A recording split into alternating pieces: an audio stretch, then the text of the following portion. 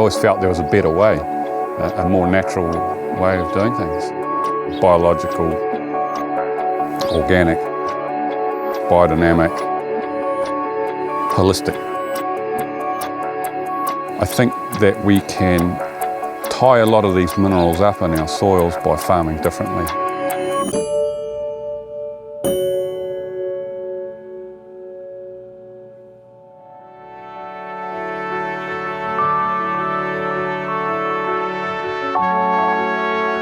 Everything comes back to soil. You know, if we're talking about water quality, if we're talking about food quality, if we're talking about greenhouse gas sequestration or emissions, you know, it all comes back to soil. Our current farming models are very inefficient. You know, we're seeing a lot of losses. We see a lot of loss of soil. We're seeing a lot of loss of, you know, so sedimentation into your fishery beds, for instance, loss of nitrogen and phosphate. If you apply 100 units of nitrogen globally, only 5 units or 5% of that is actually used on farm. The rest of it's either lost up into the atmosphere or lost into the waterways. You know, like, that's not a very good farming or a business model.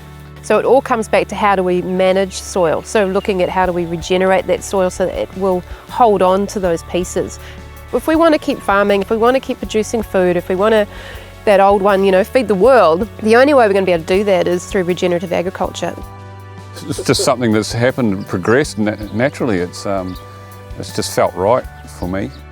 So ever since I came home and took over the farm, I've always felt that the conventional way of farming wasn't meeting the goals that I was setting, really. So, you know, why keep going? Why keep doing this?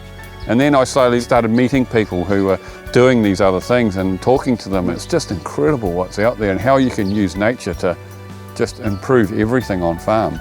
And you can ditch all the chemicals and all the pharmaceuticals and all these things and actually and do a better job.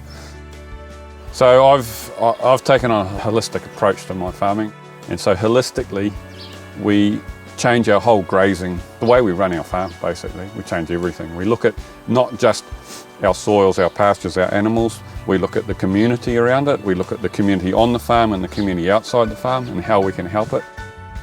So I've got 22 different species in mine and I want to just go a whole lot further than that.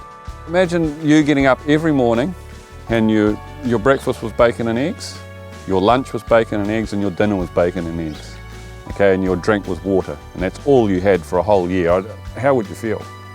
So I want to give my cows a salad. I want them to have all of these different foods, a variety of foods. They've all got different mineral contents in them, and the cow will go and choose what she wants. People are really worried about nitrates in the waterways. You get diversity of species in there, you get your longer rounds, you've actually got root systems that capture that nitrate. Instead of what we currently have now is that the minute that nitrate gets below, you know, 2 inches, it's gone, you know, and the plants can't get hold of it and farmers are just wasting their money. The more variety you've got on top, the more variety you've got underneath, and that's massive. So we look at the finances of the farm. An accountant, conventional accountant will say income minus expenses equals profit. With the holistic finances, we look at income minus profit equals expenses. So we take our income and we take off the profit, what we want to see out of the farm, and then what's left over is what you run your farm on. And what you find is there's not a lot to run your farm on. So you have to look for natural ways of doing things. You have to let nature do it because it costs nothing. And if a farmer can do that and still make his farm run, you got happy farmers. Farmers, I think, collectively need to see that they're a big part of the solution out there and not to stick their heads in the sand and think it's going to go away because the problem's getting worse.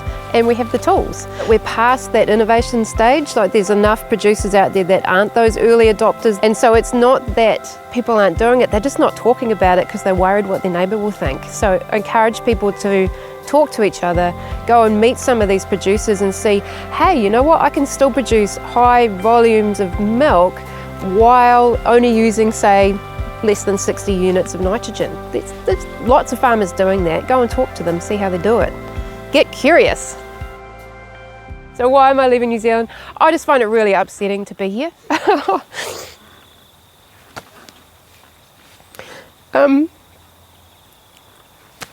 Sorry, I guess for me, I know how simple it is. I've been involved in this industry for 20 years. I'm a scientist, first and foremost. I know how the system works and I know how well it can work.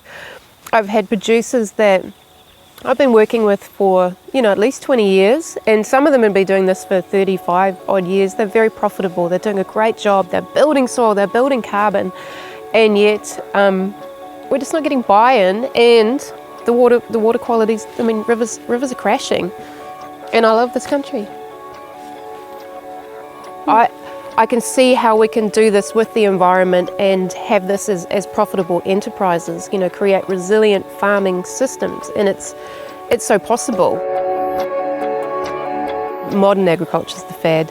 The green revolution and green agriculture has only been around for 100, 120 years. That's the fad. We're going to look back on this and go, what were we thinking?